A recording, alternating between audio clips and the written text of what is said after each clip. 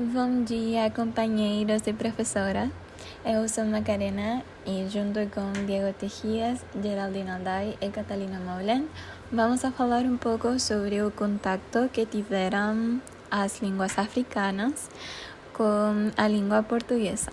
Tudo em base ao livro de O Português Afro-Brasileiro. Os acadêmicos que se dedicaram ao estudo da sociolingüística no Brasil afirmam que o elemento africano foi um componente mais bem relevante no processo da constituição do português. Desde os primeiros contatos com os colonizadores europeus, as comunidades autóctones brasileiras sentiram o violento impacto da transplantação da civilização cristã para seus territórios. Com esse argumento feito, perpetuou-se ao longo de 5 séculos um genocídio dos povos indígenas por meio das expedições punitivas, ou eles foram dizimados por moléstias adventícias. Eles, expulsos de suas terras, buscaram abrigo nas regiões mais inacessíveis. Se não tiveram essa sorte, foram escravizados e obrigados a realizar trabalhos forçados na área agrícola e mineira, mas nas quais eles não se adaptaram em razão de suas características culturais intrínsecas.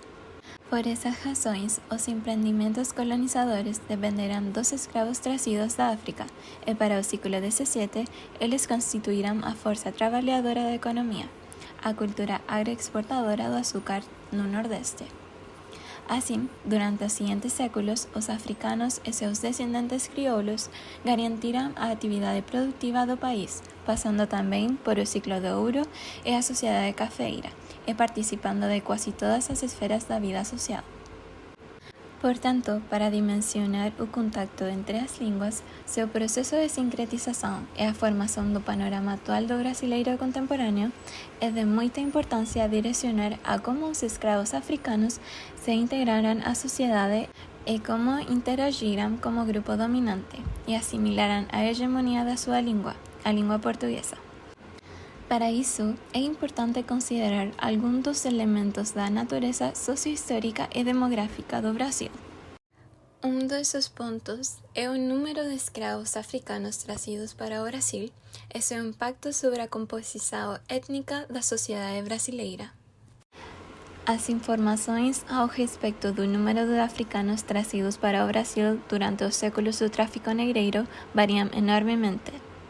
Pandiá Calogeiras chegou a uma média anual inquietante de 55.000 escravos importados, que resultou num total de 13.500.000 pessoas.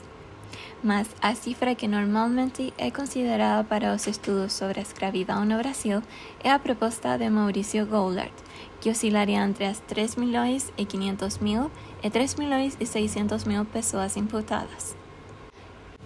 Assim, podemos considerar que os números já apresentados indicarão um forte impacto na população africana na constituição da sociedade brasileira e, portanto, com as consequências inevitáveis no plano linguístico.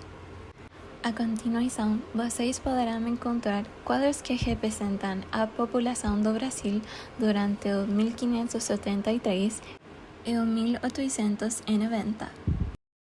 Nos séculos de importação de escravos, é importante considerar que ainda a maior parte da população foi constituída pelos escravos africanos, e nos séculos seguintes por seus descendentes crioulos e mestiços, ao menos até o século XVIII.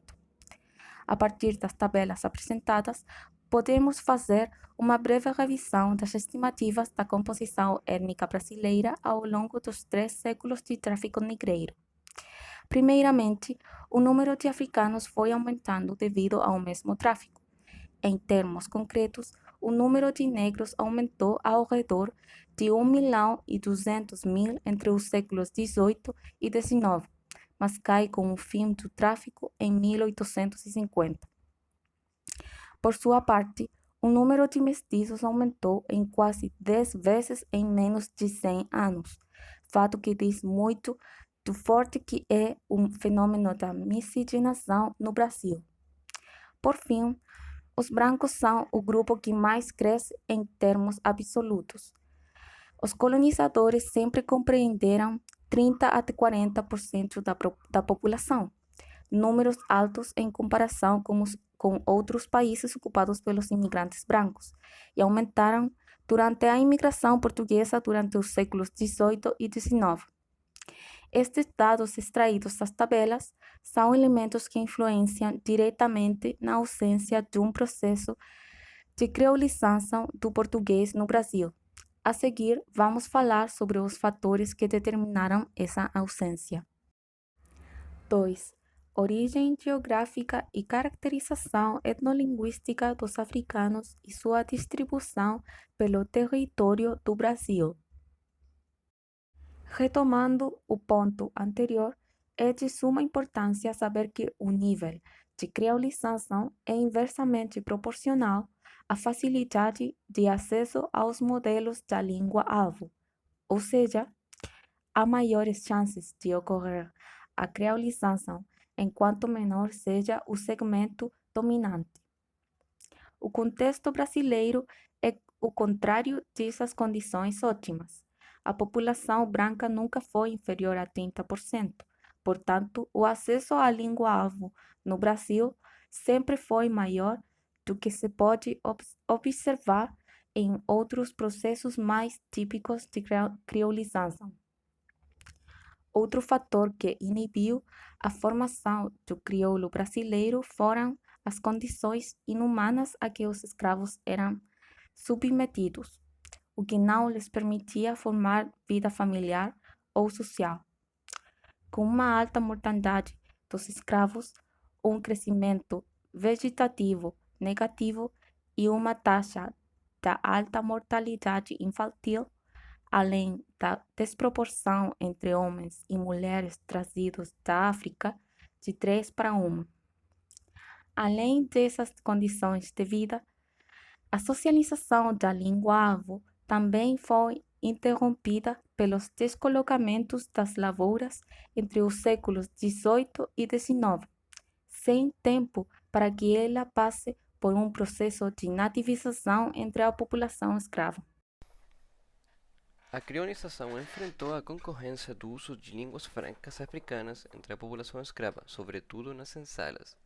Neste contexto, para os escravos foi muito mais fácil utilizar sua língua nativa ou a mais representativa entre eles que dar uso a outra totalmente estrangeira, pelo que o processo de criolização é inibido.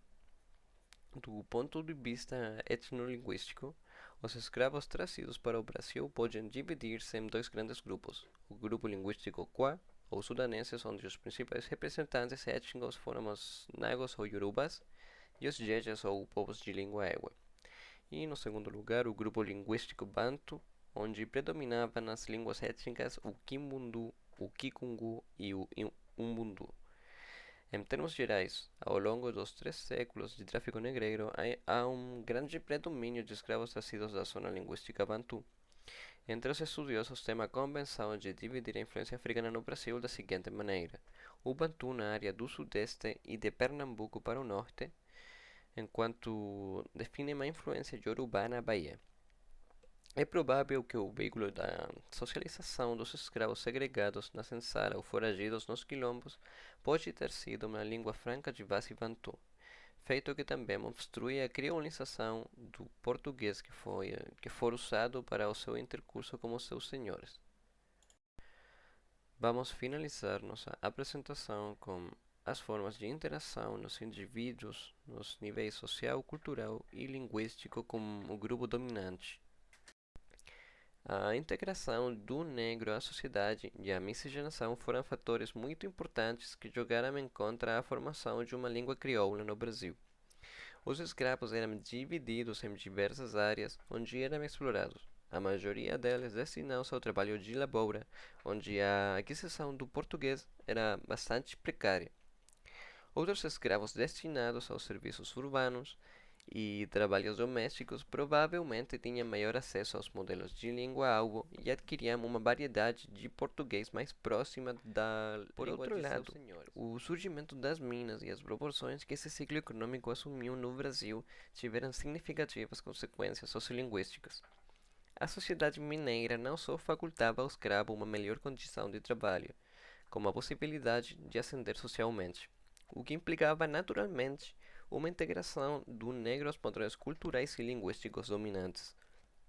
Como efeito, a sociedade que se organiza em torno das minas, com sua mobilidade social decorrente da forma abrupta, através da qual a riqueza é produzida, favorece muito menos a criolização do que a sociedade agroexportadora, na qual os escravos são segregados como uma massa indistinta, destinada unicamente ao trabalho forçado na lavoura.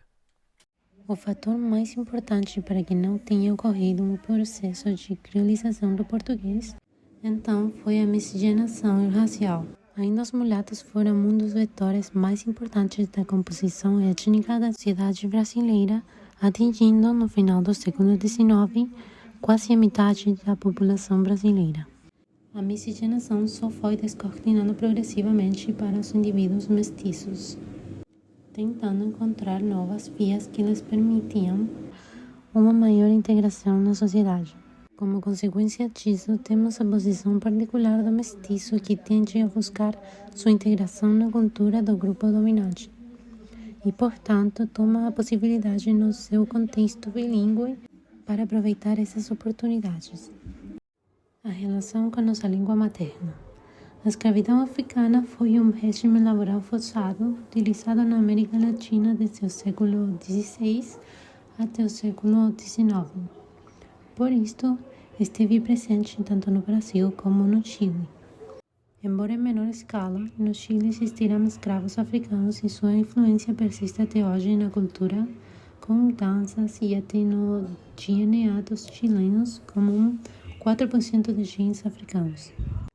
Quanto à linguagem, não existe muita influência, já que os espanhóis discriminaram a língua africana, criando assim um crioulo desaprovado entre a maioria da população pela influência do eurocentrismo, fazendo que a língua africana tornara-se a língua só dos escravos e a classe mais baixa, e desapareceu com o tempo.